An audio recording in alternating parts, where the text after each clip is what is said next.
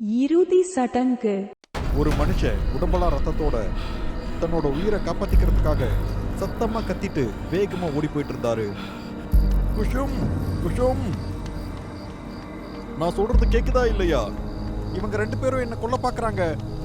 என்னை காப்பாத்து, எனக்கு சாக விருப்பம் இல்ல. குசும் என் சகோதரியே, என்னை காப்பாத்து. இவர் இப்படி கத்திக்கிட்டே ஓடிக்கிட்டு இருக்கும்போது இவருக்கு எதிரில் ரெண்டு பேர் நிக்கிறாங்க.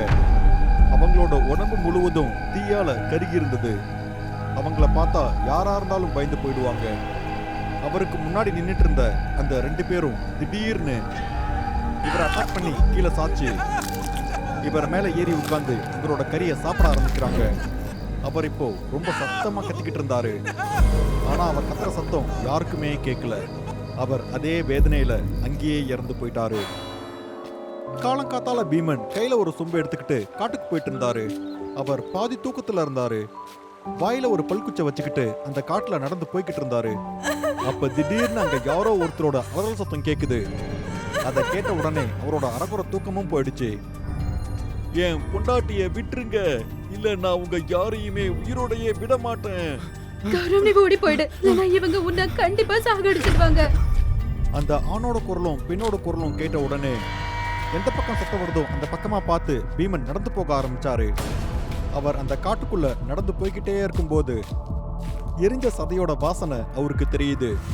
ஆனா பக்கத்துல நெருப்பு எரிஞ்சிட்டு இருக்கிறதுக்கான எந்த ஒரு அடையாளமும் இல்ல. இங்க என்ன நடந்துட்டு இருக்கு அப்படின்னு பீமன் யோசிக்க ஆரம்பிக்கிறாரு. அப்புறம் ரொம்ப தூரத்துல அங்க காய்ஞ்ச இலைத்தலைகள் கிட்ட ஏதோ சில அசைவுகள் தெரியுது. பீமன் அதை ரொம்ப கவனமா பார்த்துக்கிட்டு இருந்தாரு. அப்ப அந்த காஞ்சி போன இலைத்தலைகளுக்கு நடுவுல இருந்து எரிஞ்ச நிலைமையில ரெண்டு பேர் வெளியே வராங்க. அவங்க ரெண்டு பேரும் பீமனை கொல்றதுக்காக ரொம்ப வேகமா வந்துகிட்டு இருந்தாங்க. அவங்க ரெண்டு பேரையும் பார்த்து பீமன் ரொம்ப ஷாக் ஆகி அந்த சொம்பை அங்கேயே போட்டுட்டு அங்கிருந்து ஓட ஆரம்பிச்சாரு. பீமன் அவரோட முழு பலத்தையும் பயன்படுத்தி அந்த காட்டுக்குள்ள ரொம்ப வேகமா திரும்ப ஓடிக்கிட்டு இருந்தாரு. அவர் ஒரு முறை கூட பின்னாடி திரும்பி பார்க்கவே இல்லை. அவர் திரும்ப போயிட்டு இருக்கும்போது போற வழியில ஊர் ஆளுங்களை பார்க்கறாரு. பீமன் இப்படி ஓடி வந்துட்டு இருக்கிறத பார்த்து அவங்க ஷாக் ஆகுறாங்க. அப்புறம் அந்த கிராமத்தாட்கள் கிட்ட நடந்த விஷயத்த சொல்றாரு. பீமன் சொன்னதை கேட்டு அந்த கிராமத்தாட்களும் பீமன் சொன்ன இடத்துக்கு போறாங்க. ஆனா பீமன் சொன்ன மாதிரி அந்த இடத்துல யாரையுமே காணோம். அதனால பீமன் சொன்னதெல்லாம் பொய்ன்னு நினைச்சு பீமனை அந்த கிராம மக்கள் எல்லாரும் கிண்டல் பண்றாங்க. பீமன் கனவுல பார்த்த விஷயத்த நேர்ல சொல்லிட்டு இருக்காரு அப்படின்னு அவங்க எல்லாரும் நினைச்சாங்க. இதால பீமன் ஃபீல் பண்றாரு. பீமன் அவர் சொன்னது உண்மைதான் ப்ரூவ் பண்றதுக்காக அவர் அதே இடத்துக்கு போய் அங்க இருக்கிற ஒரு மரத்து மேல ஏறி கையில கேமராவோட அந்த மரக்கிளையில உட்காந்துக்கிறாரு. அவர் கேமராவை கையில வச்சுக்கிட்டு வெயிட் பண்ணிக்கிட்டு இருக்காரு. நைட் போக போக அவர் பொறுமையை இழக்க ஆரம்பிக்கிறாரு. அதனால அவர் அதே மரத்துல படுத்து தூங்கிடுறாரு. அப்பா, நீங்க எதுக்காக இவ்ளோ அடம் பிடிக்கிறீங்க? தயவு செய்து குடிங்கப்பா. நேரத்துக்கு ஏதாவது சாப்பிட்டாதானப்பா. நீங்க இப்படி சாப்பிடாம இருந்தா உங்களுக்கு என்ன ஆகும் சொல்லுங்க. எனக்கு ரொம்ப கவலையா இருக்கு. சந்தா இப்படி அவங்களோட அப்பா ராம் நரேஷ் கிட்ட சொல்லிட்டு அந்த கிளாஸை ஒரு டேபிள் மேல வச்சுட்டு அந்த வீட்டை விட்டு வெளியே போயிட்டாங்க. சந்தாவுக்கு 20 வயசு தான் இருக்கும். அவங்க பெரிய புத்திசாலி, ரொம்ப குறும்புக்காரராகவும் இருந்தாங்க. சில சமயம் அவங்களோட முகத்துல வெக்கமும் சில சமயம் கோபமும் இருந்தது. ராம் நரேஷ்க்கு ஒரே ஒரு குழந்தை அப்படிங்கறதால சந்தாவை அவர் ரொம்ப பாசமா வளர்த்தினாரு. அவருக்கு இருக்கிற ஒரே ஒரு கவலை தான் பொண்ணு சந்தாவோட திருமணத்தை பத்தி கவலை மட்டும்தான். சந்தா கல்யாணத்துக்கு அப்புறம் சந்தோஷமா இருக்கணுங்கிறதுக்காக சந்தாவுக்கு ஒரு நல்ல இடத்த பார்த்து கல்யாணம் பண்ணி வைக்கிறதுக்காக அவர் நல்ல மாப்பிள்ளையா தேடிக்கிட்டு இருந்தாரு. அப்புறம் ஒரு நாள் அந்த ஊரோட தலைவர் ராம் நரேஷ் கிட்ட ஒரு மாப்பிள்ளைய பத்தி சொன்னாரு. ராம் நரேஷ், உன் பொண்ணுக்கு மாப்பிள்ளை தேடிட்டு இருக்கன்னு எனக்கு நல்லாவே தெரியும். எனக்கு தெரிஞ்ச ஒரு பையன் இருக்கான். நீ தயாரா இருந்தா அவன் உங்க வீட்டுக்கு வந்து பேசுவான். அந்த ஊர் தலைவர் அப்படி சொன்னதும் ராம் நரேஷ்க்கும் அந்த பையனை பிடிச்சு போயிருச்சு. அப்புறம் கொஞ்ச நாள்லயே சந்தாவுக்கு திருமணமும் நிச்சயிக்கப்பட்டது. சந்தாவுக்கு பார்த்திருக்கிற மாப்பிள்ளை சுரேந்தர் கொல்கத்தாவில் வேலை பார்த்துக்கிட்டு இருக்காரு. சுரேந்தர் ரொம்ப எளிமையான அப்புறம் ரொம்ப அழகான ஒரு பையன். இப்ப எல்லாமே நல்லபடியா நடந்துகிட்டு இருக்கு. ராம் நரேஷ் தன்னோட பொண்ணு சந்தாவை சுரேந்தருக்கு கல்யாணம் பண்ணி வச்சுட்டாரு. நாட்கள் போக போக சுரேந்தர் வீட்டுல இருக்கிறவங்களுக்கும் சந்தாவை பிடிச்சு போயிருது. அப்புறம் கணவன் மனைவி ரெண்டு பேருக்கும் மத்தியில காதல் மலருது. அப்புறம் சுரேந்தர் கொல்கத்தாவுக்கு வேலைக்கு போக வேண்டியதா போயிடுச்சு. அவர் கொல்கத்தாவுக்கு போனதும் தன்னோட வேலையை பார்க்க அவர் ஆரம்பிச்சிட்டாரு. ஆனா அவருக்கு வேலை செய்யவே தோணல. அவர் அவரோட மனைவி சந்தாவை பத்தியே நினைச்சுக்கிட்டு இருந்தாரு. சந்தாவோட முகம் அவர் கண் முன்னாடியே இருந்தது. அவர் வேலையில கவனம் செலுத்த எவ்வளவுதான் முயற்சி பண்ணாலும் அவர் சந்தாவை மிஸ் பண்ணிக்கிட்டே இருந்தாரு. நாட்கள் போக போக அவரு ரொம்ப கவலைப்பட ஆரம்பிச்சாரு. அவருக்கு அந்த ஆபீஸ்ல 4 பெஸ்ட் ஃப்ரெண்ட்ஸ் இருந்தாங்க. அவங்க சுரேந்தருக்கு பிரதர் மாதிரி. அவங்க கிட்ட தன்னோட நிலைமைய சொல்ல ஆரம்பிக்கிறாரு. நண்பா, என் நிலைமை உனக்கு ஏற்கனவே தெரியும். நான் வேலை பார்க்கும்போது என் மனைவியோட ஞாபகம் வந்துகிட்டு இருக்கு. நான் அதை எப்படி கண்ட்ரோல் பண்றது? சுரேந்தரோட பேச்சை கேட்டு அந்த 3 பேர்ல ஒருத்தர் சொல்றாரு, அட நீ தொடர்ந்து உழைச்சுக்கிட்டே இருக்க. சரி, நீ ஒரு விஷயம் பண்ணு. நீ அண்ணியை இந்த ஊருக்கே கூட்டிட்டு வந்திருப்பா. நாங்களும் கூட அவங்கள பார்த்த மாதிரி இருக்கும்ல. அவங்க கொல்கத்தாவுக்கு வந்தா ஒருவேளை அவங்களுக்கு கொல்கத்தா பிடிக்கும்னு நினைக்கிறேன். 1-2 வாரம் கழிச்சு மறுபடியும் கூட அனுப்பி வச்சிரு. முதல்ல கேட்ட உடனே சுரேந்தர் இதை மறுத்தாரு. ஏன்னா சுரேந்தரோட கிராமத்துல சுரேந்தரோட அப்பா அம்மாவை கவனிச்சுக்கிறதுக்கு சந்தாவை தவிர வேற யாருமே இல்ல.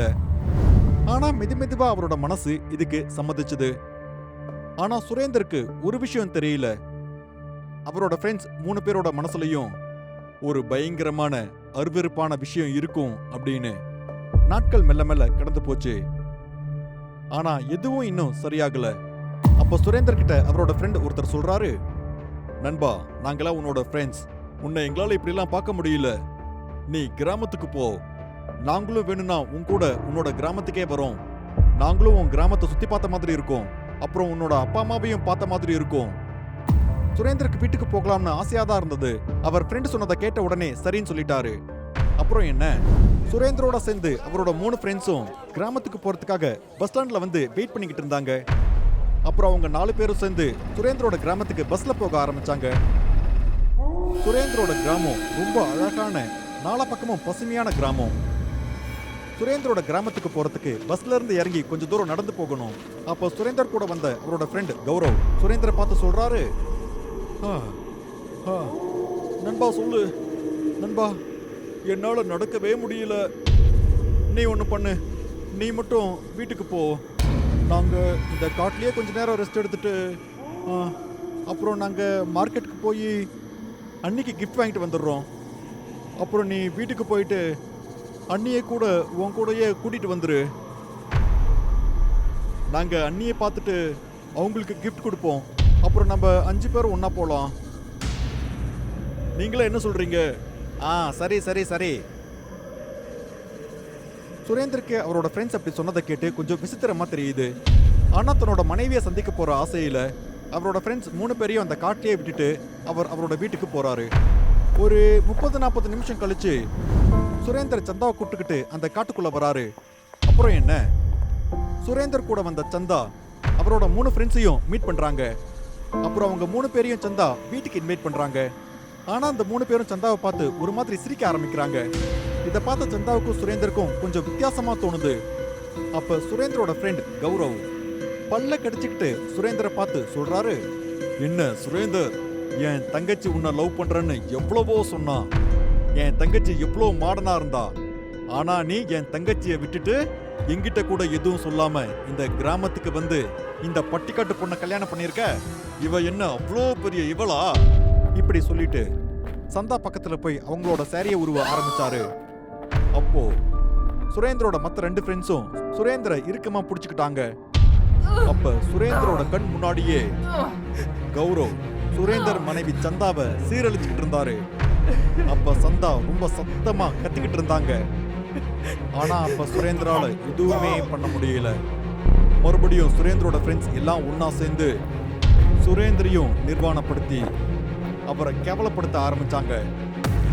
அப்ப அந்த அடர்ந்த காட்டுக்குள்ள அந்த 3 பேரும் ஒன்னா சேர்ந்து சுரேந்தரையும் கொன்னுட்டாங்க.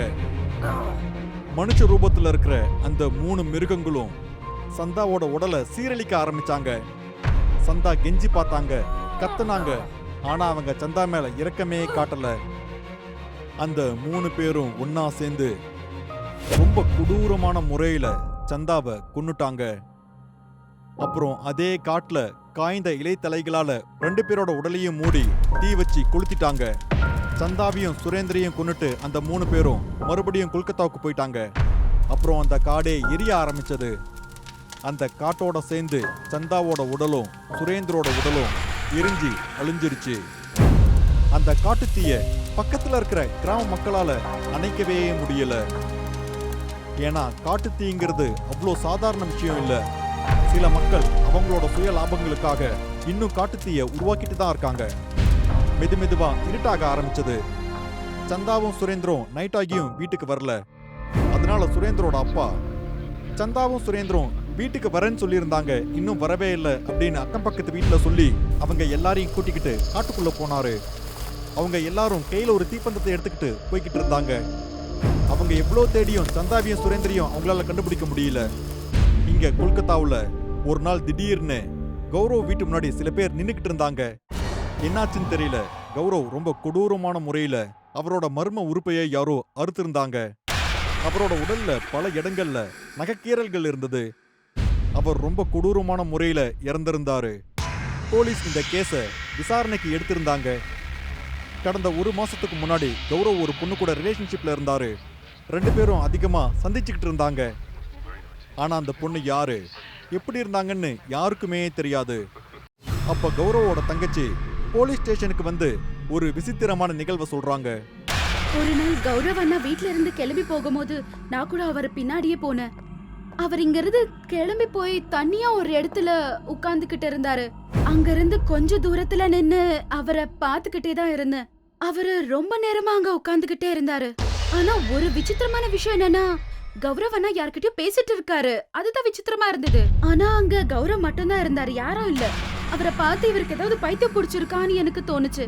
இத நான் நினைச்சுக்கிட்டே இருந்தேன். அப்ப பயங்கரமான 2 உருவம் என்னோட முன்னாடி வந்து நின்னுச்சு. பார்க்கவே ரொம்ப பயங்கரமா இருந்தது. நான் நிஜமாலே ரொம்பவே பயந்துட்டேன். அப்ப அந்த பொண்ணு கத்திக்கிட்டே சொல்லுது, உங்க அண்ணாவோட 2 நண்பர்களையும் சாகடிச்சுட்டேன். இப்ப உங்க அண்ணாவோட டர்ன். என் வாழ்க்கையை அவன் நாசம் பண்ணிட்டான். அவனை கூட அதே மாதிரி தான் சாகடிக்க போறேன். இந்த விஷயம் யாருக்காவது தெரிஞ்சிச்சுன்னு வெச்சுக்கோ, உங்களோட குடும்பத்தையே நாசம் பண்ணிடுவேன். இப்படி சொல்லிட்டு கௌரவோட தங்கச்சி சத்தமா அழுதுகிட்டு இருந்தாங்க. இத கேட்டு அங்க இருந்த போலீஸ்லாம் ரொம்ப ஷாக் ஆயிடுறாங்க. அப்புறம் பயந்தும் போயிடுறாங்க. ஏன்னா கௌரவோட மரணம் ரொம்ப கொடூரமான முறையில ரொம்பவே பயங்கரமா இருந்தது. ஏன்னா கௌரவ் இறந்த அன்னைக்கே கௌரவோட மற்ற 2 ஃப்ரெண்ட்ஸும் இதே மாதிரி இறந்து கிடந்தாங்க. இப்ப காட்டுக்குள்ள மரத்து மேல இருக்கிற பீமா தூக்கத்துல இருந்து எந்திரிச்சிடுறாரு. அப்ப நேரம் சரியா 3 மணி ஆயிருந்தது. அவருக்கு முன்னாடி ஒரு நிகழ்வு நடந்துகிட்டு இருக்கு. அவர் பார்க்கறது கனவுல இல்ல. அதால அவரு ரொம்ப பயந்து போயிட்டாரு. அதாவது சந்தாவும் சுரேந்திரம் இறந்து போன அந்த இடத்துல 2 பேரோட எலும்புக்கூடு இருக்கு. அந்த எலும்புக்கூடுகளை பார்த்த பீமன், இது சந்தா அப்புறம் சுரேந்திரோட எலும்புக்கூடுன்னு அவருக்கு புரிய வருது. ஆனா அதுல ஒரு விசித்திரம் என்னன்னா, அவங்க 2 பேரோட பெற்றோர்களும் 3 வருஷத்துக்கு முன்னாடியே இறந்து போயிட்டாங்க. அவங்களோட குடும்பத்துல இப்ப யாருமே உயிரோட இல்ல. பீமன் அடுத்த நாள் காலையில அந்த எலும்புக்கூட பத்தி ஊர் மக்களுக்கு சொல்றாரு. அப்புறம் கிராம மக்கள் எல்லாரும் ஒன்னா சேர்ந்து சுரேந்தர் அப்புறம் சந்தாவுக்கு இறுதி சடங்கு பண்றாங்க. அவங்க 2 பேரோட ஆத்மாவும் முக்தி அடையுது. இன்னைக்கு எங்களோட பயணம் முடிஞ்சிருச்சு. அதுக்கப்புறம் லக்னோவில் இருக்கிற எங்கள் வீட்டுக்கு நாங்கள் போயிருப்போம். ஆனால் என் வாழ்க்கையிலிருந்து மகிழ்ச்சியும் நிம்மதியும் பறிச்ச இந்த மலைக்கு ஏன் நான் வந்தேன்னு எனக்கு சுத்தமாக புரியல. இதுக்கப்புறம் நான் வாழ்கிறதுக்கு எனக்கு எந்த ஒரு காரணமும் இல்லை. உண்மையில் நாங்கள் ஹிமாச்சல் பிரதேசத்தில் இருக்கிற பேய்கள் நிறைந்த இடங்களை ஆய்வு பண்ண போயிருந்தோம். அங்கே 33வது சுரங்கப்பாதை, டுகானியோட வீடு, பேய் பாப்ரியோட இடம், அப்புறம் கசோலியோட கல்லறை, இந்த எல்லா இடத்துக்கும் போனோம். நாங்கள் இவ்வளோ இடத்துக்கு போய் பார்த்தும் கூட பேய் இருக்கிற உணர்வே எங்களுக்கு வரலை. நேற்று இந்த ரோட்டில் போயிட்டு இருக்கும்போது மலைக்கு அடியில் இருக்கிற ஒரு கிராமத்தை பார்த்தேன். அது ரொம்ப பயங்கரமாக இருந்தது. அந்த மலை உச்சியிலேயே நாங்கள் எங்களோட காரை நிறுத்திட்டு அந்த கிராமத்துக்கு போகிறதுக்கு அந்த ரோடுக்கு நடந்து போனோம். போகிற வழியிலேயே அந்த கிராமத்தை பார்த்து நான் ரேஷ்மா கிட்ட சொன்னேன், ரேஷ்மா, இந்த கிராமத்தில் பேய் இருக்குன்னு தான் நினைக்கிறேன். இந்த கிராமம் முழுவதும் சுற்றி நம்ம நல்லதாக வீடியோ எடுத்துகிட்டு போகலான்னு நினைக்கிறேன். பொதுவாக மலைகள் சூழப்பட்ட கிராமம் ரொம்பவே அழகாக இருக்குன்னு சொல்லுவாங்க. ஆமாம், அந்த கிராமமும் அழகாக தான் இருந்தது.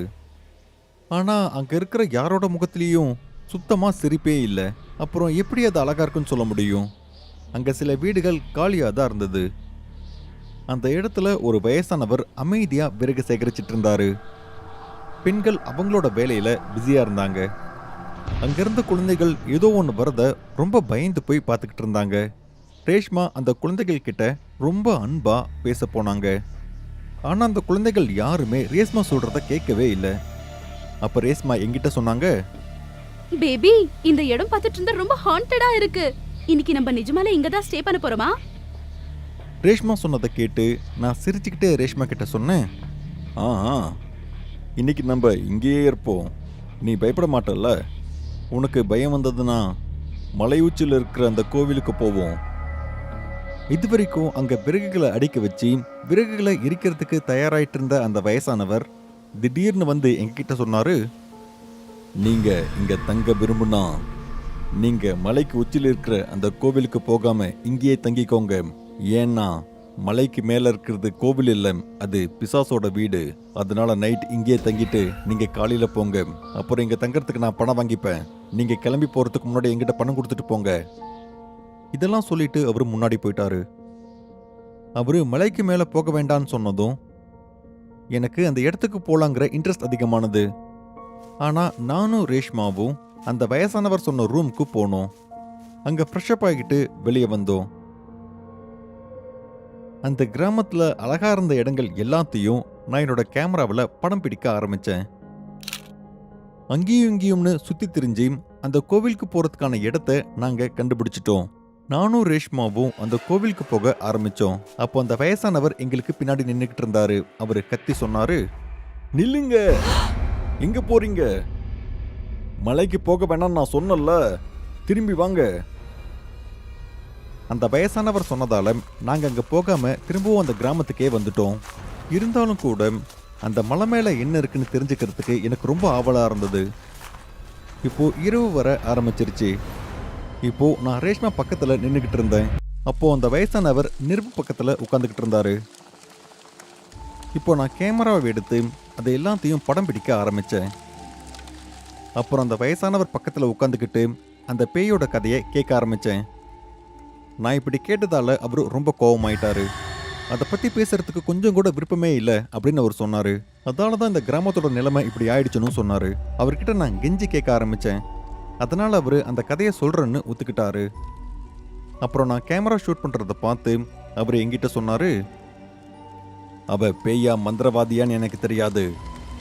ஆனா என்னோட பார்வையில அவ ஒரு பிசாசு, குழந்தைகளையும் ஆண்களையும் வேட்டையாடுற பிசாசு. அவ அந்த மலையில தான் தங்கிட்டு இருந்தா. ஆனா அவ இரவோட இருட்டுல கிராமத்துக்கு வந்து அங்க இருக்கிற குழந்தைகளை திருடி அவளோட ஆயுசு அதிகரிக்கிறதுக்காக அவ பலி கொடுத்துட்டு இருந்தா. இதை தெரிஞ்சுக்கிட்ட கிராம மக்கள் எல்லாரும் இனிமே அந்த பொண்ணு இந்த கிராமத்துக்கு வரக்கூடாதுன்னு எச்சரிச்சாங்க. அப்படி அவ திரும்பவும் இந்த கிராமத்துக்குள்ள வந்தானாம் அவளுக்கு நல்லதில்லைன்னு எச்சரிச்சாங்க. அன்னையிலிருந்து அவ அந்த மலையிலேயே தங்கிட்டா. ஆனா 1 மாதமா அவளுக்கு எந்த ஒரு இரையும் கிடைக்காததால அவ ரொம்ப பலவீனமாயிட்டா. அதனால ஒரு நாள் ராத்திரி மெதுவா இந்த கிராமத்துக்கு வந்து குழந்தைகளை பிடிக்க முயற்சி பண்ணும்போது கிராம மக்கள் அவளை பிடிச்சு அவளோட தலைமுடியை பிடிச்சு இழுத்துட்டு போய் மரத்துல கட்டி வச்சு அவளை அடிக்க ஆரம்பிச்சாங்க. அவங்க அடிக்கிற அடியில அவளுக்கு ரத்தம் கொட்டிக்கிட்டு இருந்தது. ஆனா அந்த மக்கள் அதோட நிறுத்தல. அவளோட ட்ரெஸ்ஸை கிழிச்சு தலைமுடியை பிக்க ஆரம்பிச்சாங்க. கோவத்துல இருந்த அந்த ஊர் மக்கள் எல்லாரும் அவ தலையில இருக்கிற எல்லா முடியும் பிச்சு எடுத்துட்டாங்க. அப்ப அந்த ஊர் மக்கள் கூட அந்த பொண்ணுகிட்ட பிசாசு மாதிரி தான் நடந்துக்கிட்டாங்க. மரத்துல கட்டி வைக்கப்பட்டிருந்த அந்த பொண்ணு சுதந்திரமா இருந்த நாங்க அந்த பொண்ணை நாங்க உயிரோட எரிச்சிட்டோம். அவ எரியும் போது ரொம்ப அமைதியா இருந்தா. உயிரோட எரிக்கும் போது கூட அவ கத்தல. அப்புறம் அடுத்த நாள் அவளை கொன்ன எல்லாரையும் அவ பழி வாங்க ஆரம்பிச்சா. அதுக்கப்புறம் அவளோட ஆத்மாவில இருந்து பாதுகாக்கிறதுக்காக அவளோட அஸ்தி எடுத்து சில மந்திர தந்திரங்களை பயன்படுத்தி அவளை அந்த மலையிலேயே கட்டிட்டோம். அதுக்கப்புறம் அங்க யாருமே போறதில்ல. யாராவது அந்த இடத்துக்கு போனாங்கன்னா அவ கண்டிப்பா திரும்ப வருவான்னு சொல்றாங்க. சரி, இப்ப நான் கிளம்புறேன், நீங்களும் உள்ள போய் தூங்குங்க. இப்படி சொல்லிட்டு அந்த வயசானவர் அங்கிருந்து போயிட்டாரு. ஆனா பயத்துல ரேஷ்மாவுக்கு வேர்த்து விறுவிறுத்து போயிருந்தது. ஆனா அவர் அப்படி சொன்னதுக்கு அப்புறமும் கூட எனக்கு சுத்தமா பயம் இல்லை. ஏன்னா பேய் கதைகள் எனக்கு பிடிக்கும். அந்த கதையை வச்சு ஒரு படம் எடுக்கலாம் அப்படின்னு நான் ஆசைப்பட்டேன். அது மட்டும் இல்லாமல் பேய் கதையை கேட்டால் என் மனைவி ரேஷ்மா என் மேலே சாஞ்சிப்பாங்க. ரேஷ்மா, அந்த தாத்தா தூங்கிட்டாருன்னு நினைக்கிறேன். இப்போ நம்மளை தடுக்க யாருமே இல்லை. சரி வா, நாம் இப்போ மலைக்கு போகலாம். நான் இப்படி சொன்னதை கேட்டு ரேஷ்மா சொன்னாங்க, சித்தார்த், உனக்கு என்ன பைத்தியம் பிடிச்சிருக்கா? உனக்கு புரியுதா இல்லையா? அங்க யாராவது போனாங்கன்னா அப்புறமா நம்மளுக்கு ரொம்ப பிரச்சனை ஆயிடும். அதுக்கப்புறம் அது மறுபடியும் வராது. ஏய் ரேஷ்மா தங்கமே, நீ இந்த கதையெல்லாம் நம்புறியா என்ன? நிஜமாவே அங்கே யாராவது இருக்காங்களா, இல்லை அவங்க சொல்கிறது எல்லாமே போலியா அப்படின்னு பார்க்கலாம் வா. நாங்கள் அங்கே போகிறதுல ரேஷ்மாவுக்கு விருப்பமே இல்லை. ஆனால் நாங்கள் போகிறதுல ரொம்ப பிடிவாதமாக இருந்ததால் ரேஷ்மா ஒத்துக்கிட்டாங்க. நாங்கள் அந்த மலை உச்சிக்கு மெதுவாக நடந்து போனோம். கரெக்டாக 30 நிமிஷத்துக்கு அப்புறம் நாங்கள் போக வேண்டிய இடம் வந்தது. அந்த இடம் பார்க்குறதுக்கு விசித்திரமாக இருந்தது. அங்கே எல்லா இடத்துலையும் மண்டபோடுகள் சிதறி கிடந்தது. அது பார்க்க ரொம்ப பயங்கரமாக இருந்தது. அப்போது அந்த மலை உச்சியில் என்னை சுற்றி ஏதோ ஒரு விசித்திரமான சக்தியை என்னால் உணர முடிஞ்சது. அப்புறம் கொஞ்ச நேரம் கழித்து ரேஷ்மாவை நோக்கி என் கவனம் போனது. ரேஷ்மா என் பக்கத்தில் இல்லைங்கிறத நான் தெரிஞ்சுக்கிட்டேன். அப்போது தூரமாக இருக்கிற ஒரு பொருள் மேலே என் பார்வை போச்சு. அது ஒரு சிவப்பு துணியை ஒரு குச்சியில் தொங்க விட்டுருந்தாங்க. அதுவும் ரொம்ப தூரத்துல இருந்து பார்க்கும்போது அது ஒரு கோவில்னு நான் நினைச்சேன். அப்புறம் மெதுவாக அது பக்கத்தில் நடந்து போனேன். பக்கத்தில் போய் பார்க்கும்போது தான் தெரிஞ்சது அது யாரோ ஒருத்தங்களோட கல்லறைன்னு. அப்போதான் எனக்கு தெரிய வந்தது அது அந்த பிசாசோட கல்லறைன்னு. நான் மெதுவாக அதை நோக்கி போனேன். அப்போ யாரோ ஒருத்தங்க பின்னாடி இருந்து என் தோல் மேலே கை வச்சாங்க. நான் பயத்தில் அலற ஆரம்பித்தேன். நான் பின்னாடி திரும்பி பார்க்கும்போது அது ரேஷ்மா தான். ரேஷ்மாவை பார்க்கும்போது அவள் தலை குனிஞ்சிருந்தா. அவளோட தலைமுடி திறந்திருந்தது. அவளை பார்க்க ஏதோ அதிர்ச்சியில் இருக்கிற மாதிரி தெரிஞ்சது. அதை பார்க்கும்போது எனக்கு சோகமாக இருந்தது, அப்புறம் பயமாகவும் இருந்தது. என்னோட உணர்வுகளை கட்டுப்படுத்திட்டு நான் ரேஷ்மா கிட்ட கேட்டேன், நீ என்ன பயம்புறுத்திட்ட பேபி, உனக்கு என்னாச்சு? உன் தலைமுடி ஏன் இப்படி இருக்கு? நான் ரேஷ்மா கிட்ட இந்த கேள்விகளெல்லாம் கேட்டுக்கிட்டு இருந்தேன். நான் கேட்ட எந்த கேள்விக்கும் அவள் பதில் சொல்லாமல் என்னை புறக்கணிச்சிட்டு அவள் சொன்னா, என்ன உன் வேலை முடிஞ்சிடுச்சா? அப்ப வா, என் கூட வா. இப்ப என் வேலை நான் பண்ணணும்ல. ஏன்னு தெரியல. இதெல்லாம் சொல்லிட்டு ரேஷ்மா என்னை ஒரு மாதிரி பார்த்துக்கிட்டு இருந்தா. இப்போ நான் என்ன பண்ணணும்னு எனக்கு ஒன்றுமே புரியல. அதனால் கீழே இறங்கலாம்னு நினச்சேன். அதனால் நாங்கள் அந்த இடத்துல இருந்து கீழே இறங்கணும். அப்போ ரேஷ்மா என்கிட்ட எதுவுமே பேசாமல் நேராக அவ தூங்க போயிட்டா. ரேஷ்மாவுக்கு என்ன ஆச்சுன்னு நான் தூங்காமல் அதை பற்றியே யோசிச்சுக்கிட்டு இருந்தேன். அங்கே போனதால் ஏதாவது ஆயிருக்குமா, இல்லை வேற ஏதாவது இருக்குமா அப்படின்னு யோசிச்சுட்டே நானும் தூங்கிட்டேன். அப்போ 3 மணிக்கு நான் எழுந்தேன். ரேஷ்மா அந்த ரூமோட ஒரு மூலையில் உட்காந்துட்டு இருந்தா. 21, 22, 23. நான் எழுந்துட்டாலும் கண்களை திறக்க முடியாத நிலைமையில நான் ரொம்ப ஆழ்ந்த தூக்கத்தில் இருந்தேன். ஆனாலும் நான் ரேஷ்மா கிட்ட சொன்னேன், பேபி, இந்த ராத்திரியில நீ என்ன பண்ணிட்டு இருக்க? என்ன எண்ணிட்டு இருக்க? நான் சொன்னதை கேட்டு அவ அமைதியா இருந்தா. நான் மறுபடியும் தூங்குனதும் அவ மறுபடியும் என்ன தொடங்கிட்டா. 25, 26, 27. இந்த முறை நான் அவகிட்ட எதுவுமே சொல்லலை. அவ ஏதாவது எண்ணிட்டு போறான்னு நான் தூங்கிட்டேன். கொஞ்ச நேரம் கழிச்சு என் தூக்கம் கலைஞ்சது. நான் லேசா கண்ணை திறந்து பார்த்தபோது ஜன்னலுக்கு வெளியே ரொம்ப பிரகாசமான மின்னலை பார்த்தேன். அப்புறம் ரொம்ப சத்தத்தோட இடியும் இடிச்சுக்கிட்டு இருந்தது. இப்போ நான் முழுசா கண்ணை திறந்து பார்த்தேன். அப்ப பலத்த இடியோட நாங்க இருந்த ரூம்ல இன்னொரு சத்தமும் கேட்டது. அந்த சத்தம் ரேஷ்மா கிட்ட இருந்து. இப்போ அவ பின்னோக்கி எண்ணிக்கிட்டு இருந்தா. 102, 101, 100, 99. இந்த முறை அவ குரல் கேட்டதும் எனக்கு கோபம் வந்துடுச்சு. அதனால நான் விளக்கை ஏற்றி வச்சுட்டு அவளை நான் கோபமாக பார்த்து எதுவும் சொல்கிறதுக்கு முன்னாடியே யாரோ ஒருத்தங்க ரொம்ப வேகமாக எங்கள் ரூம் கதவை தட்டிக்கிட்டே இருந்தாங்க. நான் அந்த கதவை திறந்து பார்க்கும்போது அந்த வயசானவரும் கிராம மக்களும் அங்கே நின்றுக்கிட்டு இருந்தாங்க. அவங்களோட கைகளில் தீப்பந்தத்தை வச்சுக்கிட்டு இருந்தாங்க. ஒரு சிலரோட கையில் சிவப்பு கலர் விளக்கும் இருந்தது. அப்போ அந்த வயசானவர் என்னை பார்த்து சொன்னார், பல வருஷத்துக்கு முன்னாடி இந்த கிராமத்துல இருந்து குழந்தையை திருடிட்டு போன அந்த பிசாசு மறுபடியும் அது விடுதலை அடைஞ்சிடுச்சு. நீங்க உண்மையை சொல்லுங்க, நீங்க அங்க போனீங்களா? உண்மையை சொல்லுங்க, நீங்க அங்க போனீங்களா? அந்த கிராம மக்கள் ஒவ்வொருத்தரோட முகத்திலையும் கவலைகள் ரொம்ப அதிகமா தெரிஞ்சுக்கிட்டு இருந்தது. யாரோ ஒருத்தங்க அவங்களோட குழந்தைய திருடிட்டாங்க. அதனால நான் அவங்க கிட்ட எல்லா உண்மையும் சொன்னேன். அப்போ அந்த வயசானவர் ரொம்ப சத்தமா கத்தி சொன்னாரு, உனக்கு என்ன பைத்தியமா? நீங்க 2 பேரும் சத்ததும் இல்லாம நீங்க எங்களையும் கொன்னுட்டீங்க. அவர் அப்படி சொல்லிட்டு இருக்கும்போது நான் திடீர்னு ரேஷ்மாவை பார்த்தேன். ரேஷ்மா அந்த இடத்துல இல்ல. இவங்க என்கிட்ட இப்படி பேசிக்கிட்டே இருந்ததால இரவு முழுவதும் எண்ணிட்டு இருந்த ரேஷ்மாவை நான் மறந்துட்டேன். இருந்தாலும் அந்த சமயத்துல ரொம்ப சத்தம் கம்மியா ஒரு குரல் கேட்டுக்கிட்டு இருந்தது. அப்போ அந்த வயசானவர் எல்லாரையும் அமைதியா இருக்கும்படி செய்ய காட்டினாரு. அப்போ அந்த குரல் ரொம்ப தெளிவா கேட்டது. 51, 50, 49. அப்போ அவரு ரொம்ப அலறி போய், அந்த பிசாசு இங்கதான் இருக்கா, அவளை போய் பிடிங்க. அப்போ அந்த மூலையில இருந்து ரேஷ்மாவோட குரல் எனக்கு கேட்டுக்கிட்டு இருந்தது. நான் மெதுவா திரும்பி பார்த்தபோது ரேஷ்மாவை பார்த்து நான் அதிர்ந்து போயிட்டேன். ரேஷ்மா அந்த ரூமோட மூலையில இருந்துக்கிட்டு பைத்தியம் மாதிரி தலைமுடி ஒவ்வொன்றா பிடுங்கிட்டு இருந்தா. அப்போ அவ பின்னோக்கி எண்ணிக்கிட்டு இருந்தா. ஏன்னா இப்போ அவளோட தலையில அவ்வளவு தலைமுடிகள் தான் இருந்தது. அவ தலையில இருந்து ரத்தம் வடிஞ்சுக்கிட்டு இருந்தது. இருந்தாலும் சிரிச்சுக்கிட்டே அவ பின்னோக்கி எண்ணிக்கிட்டே இருந்தா. 41, 40, 39. அப்போ நான் ரேஷ்மாவை பார்த்தபோது ஒரு குழந்தையோட கழுத்துல அவளோட கையை வச்சுக்கிட்டு இருந்தா. நான் அதை பார்த்ததும் என்னோட இதயம் ஒரு கணம் நின்று போச்சு. நான் அவகிட்ட எதுவும் சொல்றதுக்கு முன்னாடியே அந்த குழந்தையோட கழுத்துல அவளோட பற்களை வச்சு அவ கடிக்க ஆரம்பிச்சா. அதால அவளோட முகமே ரத்தத்தால நனைஞ்சு போச்சு.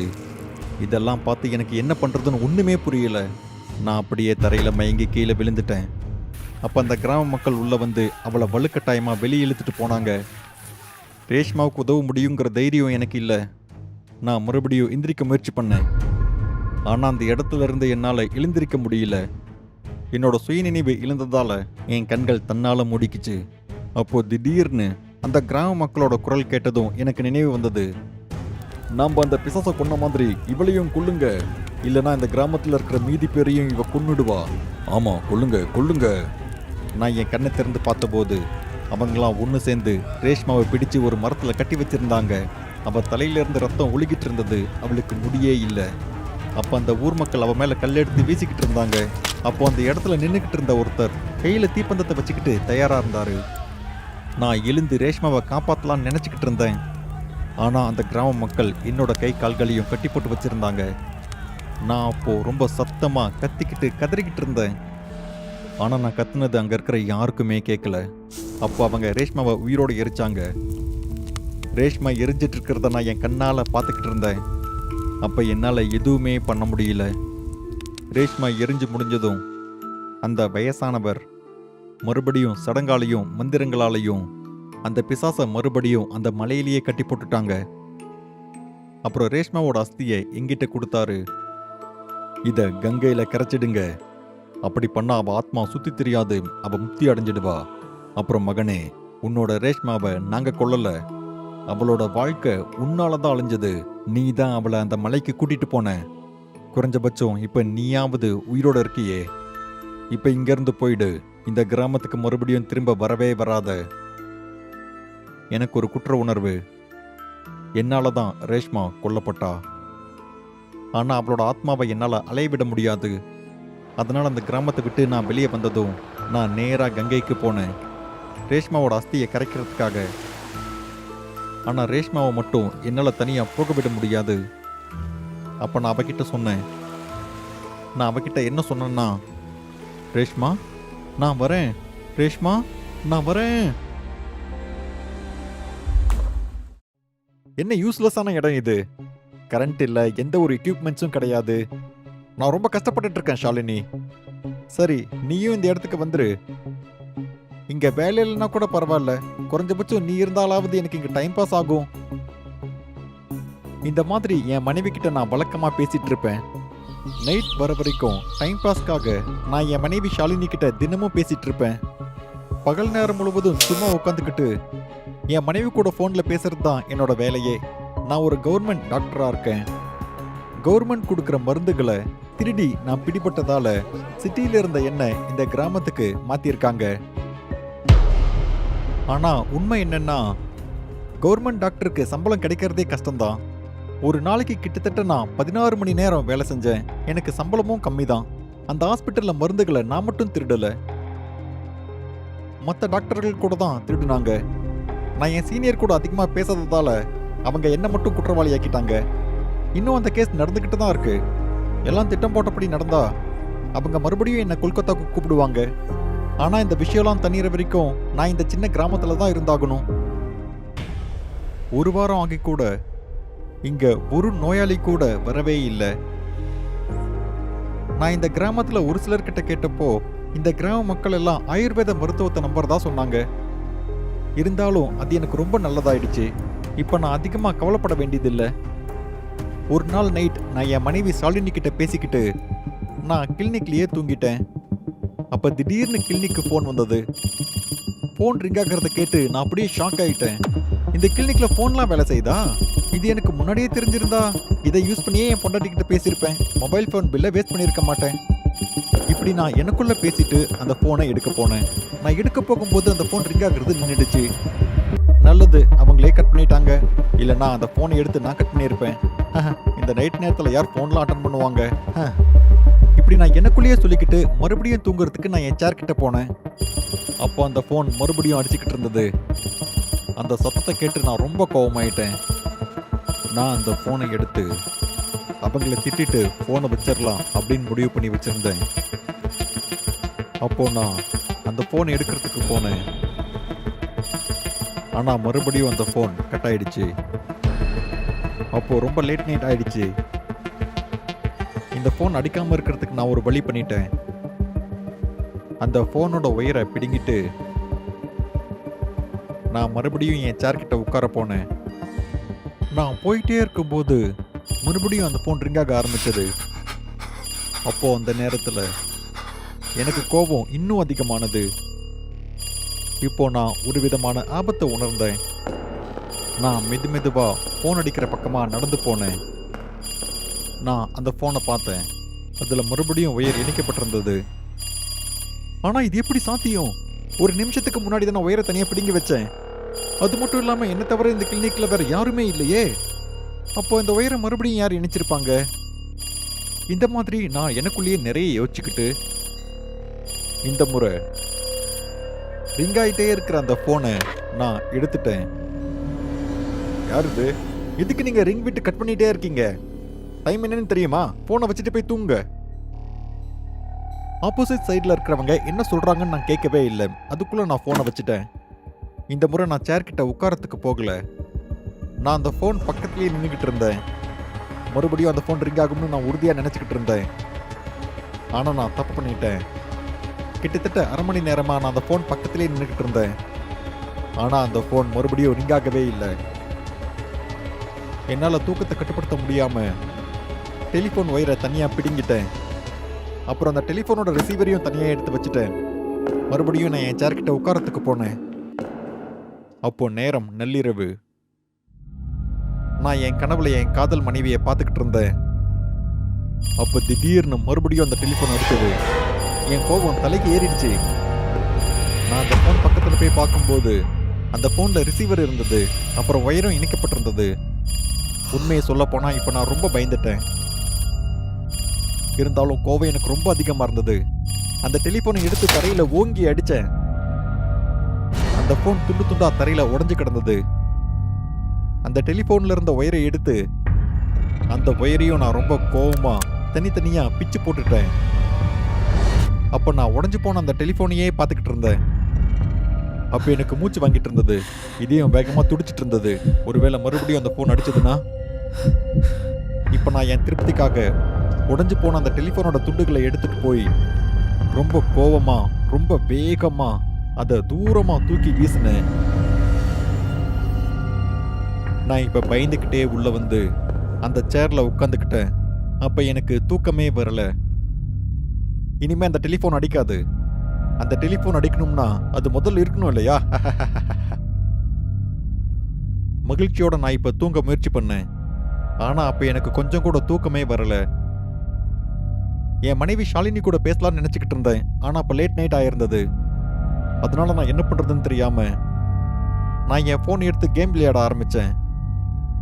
நான் விளையாட ஆரம்பித்து கொஞ்ச நேரம் கூட ஆகல. அப்போ திடீர்னு ஃபோனோட டிஸ்பிளே அணைஞ்சிருச்சு. அந்த ஃபோன் என் கையிலேயே வெடிச்சிருச்சு. அந்த ஃபோன் வெடிச்சதும் என் விரலெல்லாம் உடஞ்சி ரத்தம் வலிய ஆரம்பிச்சது. ரத்தம் தண்ணி மாதிரி ஒழுகிட்டு இருந்தது. நான் அவ்வளோ வழியில் நான் என் கேபினை நோக்கி போனேன். எனக்கு முதலுதவி பண்ணிக்கிறதுக்காக எனக்கு ரொம்ப அதிகமாக வலிச்சுக்கிட்டு இருந்தது. நான் உடனே கிளினிக்கில் இருக்கிற மருந்துகளை எடுத்து சிகிச்சை செய்ய ஆரம்பித்தேன். அப்போ திடீர்னு கரண்ட் போயிடுச்சு. என்னை சுற்றி ஒரே இருட்டாக இருந்தது. ஐயோ, இப்போ தான் கரண்ட் போகணுமா? நான் எவ்வளோ பெரிய பிரச்சனையில் இருக்கேன். இப்போ போய் கரண்ட் போயிடுச்சே. எனக்கு என்ன பண்ணுறதுன்னு ஒன்றுமே புரியலை. நான் என் கைக்கு சிகிச்சை பண்ணுறதா இல்லை டார்ச் தேடுறதா? நான் அப்போ ரொம்ப கோவத்தோட டார்ச் எங்கேயாவது இருக்கான்னு நான் பார்க்க ஆரம்பித்தேன். இப்படியே என் கையிலேருந்து ரத்தம் போயிட்டே இருந்ததுன்னா காலையில் கண்டிப்பாக என்னால் வெளிச்சத்தை பார்க்க முடியாதுன்னு தோணிக்கிட்டு இருந்தது. இருந்தாலும் அதிர்ஷ்டவசமா அந்த ரூமில் ஒரு டார்ச்சை பார்த்தேன். அந்த டார்ச்சை எடுத்துக்கிட்டு நான் என் விரலுக்கு முதலுதவி செய்கிறதுக்காக ரொம்ப வேகமாக என் ரூமுக்கு நடந்து போனேன். அப்போ ஒன்று நடந்தது. நான் என்னோட ரூம்குள்ளே நுழைஞ்ச உடனே திடீர்னு மறுபடியும் அந்த ஃபோன் ரிங்காக ஆரம்பித்தது. அந்த டெலிஃபோன் ரிங்காகிற சத்தத்தை கேட்டு நான் அப்படியே பயத்தில் உறைஞ்சி போயிட்டேன். எனக்கு அந்த சமயத்தில் என்ன பண்ணுறதுன்னு ஒன்றுமே புரியலை. அப்போ நான் என் கையில் இருக்கிற அந்த டார்ச்சை எடுத்து அந்த கிளினிக்கோட ஒவ்வொரு மூலையிலையும் நான் பார்க்க ஆரம்பித்தேன். அப்போ எனக்கு இருந்த பயத்தால் என் கை நடுங்கிட்டு இருந்தது. இந்த கிளினிக்கில் ஏதாவது இருக்கா அப்படின்னு நான் கையில் டார்ச்சை வச்சுக்கிட்டு ஒவ்வொரு மூலையாக தேடி பார்த்துக்கிட்டு இருந்தேன். இந்த கிளினிக்கில் ஏன் இப்படிலாம் நடக்குது? இங்கே ஏதாவது பேய் இருக்கான்னு எனக்கு தோணிட்டு இருந்தது. நான் ஒரு டாக்டர். இயற்கைக்கு அப்பாற்பட்ட சக்திகளை நம்புறதை விட அறிவியலை தான் நான் அதிகமாக நம்புவேன். அதனால தான் எனக்கு இந்த மாதிரியான பேய் பிசாசு எதையுமே நம்ப தோணலை. ஏன் இப்படி நடந்துட்டு இருக்குன்னு நான் யோசிச்சுட்டு இருந்தேன். இந்த கிளினிக்கில் ஏதாவது இருக்கா? அப்போ என் இதய துடிப்பு குறையிறத நான் உணர்ந்தேன். நான் மறுபடியும் டார்ச் அடித்து அந்த டெலிஃபோனை பார்த்தேன். அந்த டெலிஃபோன் அடிச்சுக்கிட்டே இருந்தது. யாரோ ஒருத்தங்க மறுபடியும் புது டெலிஃபோன் அந்த இடத்துல வச்சிருக்காங்கன்னு எனக்கு தோணுச்சு. நான் இந்த முறை அந்த ஃபோனை எடுக்கவே இல்லை. அதுக்கு பதிலாக நான் அந்த ஃபோனையே பார்த்துக்கிட்டு இருந்தேன். அந்த ஃபோன் ரிங் ஆகிட்டே இருந்தது. அந்த சத்தத்தை கேட்டு கேட்டு எனக்கு தலைவலி ஆரம்பிச்சது. அப்போ எனக்கு என் தலையே வெடிக்கிற மாதிரி தோணிட்டு இருந்தது. எனக்கு தலை சுத்த ஆரம்பிச்சது. அப்போ தொடர்ந்து என் விரல்ல இருந்து ரத்தம் வழிஞ்சிக்கிட்டே இருந்தது. வினய், அந்த ஃபோனை விடு. முதல்ல உனக்கு முதலுதவி பண்ணிக்கோ. அப்புறம் இந்த கிளினிக்ல இருந்து போயிரு. இங்கே என்ன நடந்தாலும் அது எல்லாமே இயற்கைக்கு அப்பாற்பட்டது. இந்த மாதிரி நான் எனக்குள்ளேயே சொல்லிக்கிட்டு தைரியமாக இருக்க முயற்சி பண்ணேன். நான் அப்போ திரும்பி பார்த்ததும் அந்த டெலிஃபோன் என் கேபின் மேலே இருக்கிற டேபிள் மேலே வைக்கப்பட்டிருந்தது. அது தொடர்ந்து அடிச்சுக்கிட்டே இருந்தது. உடனே நான் அந்த டெலிஃபோனோட ரிசீவரை எடுத்து நான் அவன்கிட்ட சொன்னேன், நான் உங்ககிட்ட கெஞ்சி கேட்குறேன், யார் நீங்கள்? எதுக்கு நீங்கள் என்னை இப்படி தொந்தரவு பண்ணிட்டு இருக்கீங்க? ஃபோன் பண்ணுறது நிறுத்துங்க. இந்த சத்தத்தால் என் தலையே வெடிக்கிற மாதிரி இருக்கு. ஹலோ, நான் பைத்தியம் ஆயிரும் போல, ஏதாவது பேசுங்க. நான் ஃபோனில் இவ்வளோ சொல்லியும் ஆப்போசிட் சைடில் இருந்து யாருமே பேசலை. நான் வேக வேகமாக அந்த கிளினிக்கை விட்டு வெளியே போக முயற்சி பண்ணேன். அந்த கிளினிக்கோட எல்லா கதவும் மூடப்பட்டிருந்தது. அங்கிருந்து யாருமே வெளியே போக முடியாதபடி கம்பி வச்ச ஜன்னல் கூட மூடப்பட்டிருந்தது. இப்போ நான் சாவுக்கு பயந்தேன். நான் அந்த கிளினிக்கில் இருக்கிற ஒவ்வொரு கதவு பக்கமாக போய் ஒவ்வொரு கதவையும் திறக்க முயற்சி பண்ணேன். ஆனால் முடியல. அப்போ நான் ரொம்ப சத்தமாக கத்திக்கிட்டு இருந்தேன். ஆனால் அங்கே யாருமே என்னை காப்பாற்ற வரல.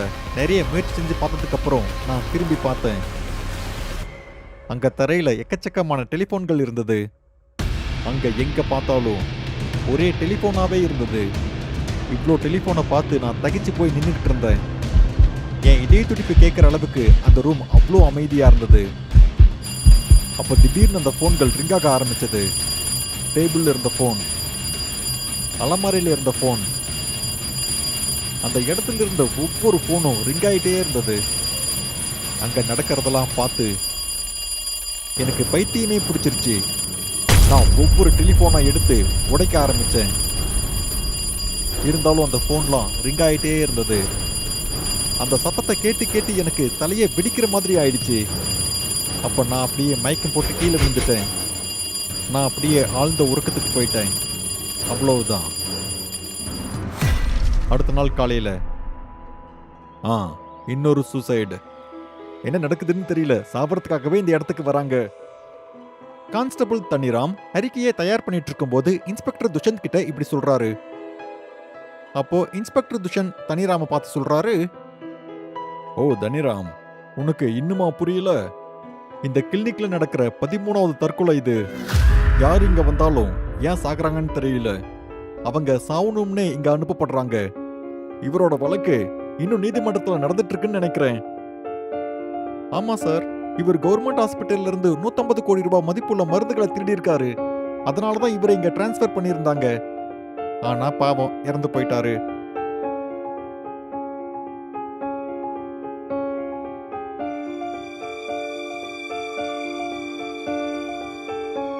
இன்ஸ்பெக்டர் துஷந்த் சிகரெட்டை பத்த வச்சுக்கிட்டு கான்ஸ்டபிள் கிட்ட சொல்றாரு, இந்த டாக்டர் எந்த ஆயுதத்தை பயன்படுத்தி தற்கொலை பண்ணிக்கிட்டாரு? ஆயுதத்தை விடுங்க சார், இவர் டெலிபோன் ஒயரால தன்னைத்தானே கழுத்தை நெரிச்சுக்கிட்டாரு. ஆனா இவருக்கு முன்னாடி இங்க இறந்து போனவரு, அவருக்கு அவரே ஆபரேஷன் பண்ணி இறந்து போனாரு. அதுக்கும் முன்னாடி இருந்தவரு தன்னைத்தானே துண்டு துண்டா வெட்டிக்கிட்டாரு. இது எந்த மாதிரியான கிளினிக்னே தெரியல. யார் இங்க வந்தாலும் தற்கொலை பண்ணிக்கிறாங்க. இன்ஸ்பெக்டர் துஷந்த் மறுபடியும் அந்த சிகரெட்ல ஒரு பப்பு இழுக்கிறாரு. அப்புறம் கான்ஸ்டபிள் தனிராம பார்த்து இன்ஸ்பெக்டர் துஷந்த் சொல்றாரு, தனி, இது எனக்கு தெரியாது. ஆனா இவரை இந்த ஹாஸ்பிட்டலுக்கு அனுப்புனவங்களுக்கு இந்த இடத்த பத்தி நல்லாவே தெரியும்னு எனக்கு தெரியும். இவரை இந்த இடத்துக்கு அனுப்புனவங்க பெரிய புத்திசாலின்னு நினைக்கிறேன். நீ இங்க என்ன நடக்குதுன்னு தெரிஞ்சுக்க விரும்புனா நீ வேணும்னா ஒரு நைட் இங்கேயே தங்கிப்பாரு. தங்கி இருந்து உயிரோட இருந்தா அப்புறம் வந்து இங்க என்ன நடக்குதுன்னு என்கிட்ட சொல்லு. இந்த கிளினிக்ல நடந்ததை நீங்க மத்தவங்களுக்கு தெரியப்படுத்த விரும்புனா இந்த வீடியோவை நீங்க உங்க ஃப்ரெண்ட்ஸ் கிட்ட ஷேர் பண்ணுங்க. எங்க சேனலுக்கு சப்ஸ்கிரைப் பண்ணுங்க. நீங்களும் இந்த கிளினிக்ல ஒரு நைட் இருக்க விரும்புறீங்களா? அதை நீங்க எங்க கிட்ட கமெண்ட் பண்ணி சொல்லுங்க. பயங்கரமா இருக்கிற இந்த மாதிரியான கதைகளை பார்க்கறதுக்காக டூடு டிவி ஹாரர் தமிழுக்கு உடனே சப்ஸ்கிரைப் பண்ணுங்க. அப்புறம் உங்களோட கதையும் இந்த உலகத்துல இருக்கிறவங்க பார்க்கணும்னு நீங்க ஆசைப்பட்டீங்கன்னா உடனே டூடு டிவி மெயில் அட்ரஸ்க்கு உங்களோட கதையை அனுப்புங்க. அடுத்த பயங்கரமான கதை உங்களோட தான் இருக்கிறதுக்கும் வாய்ப்பு இருக்கு.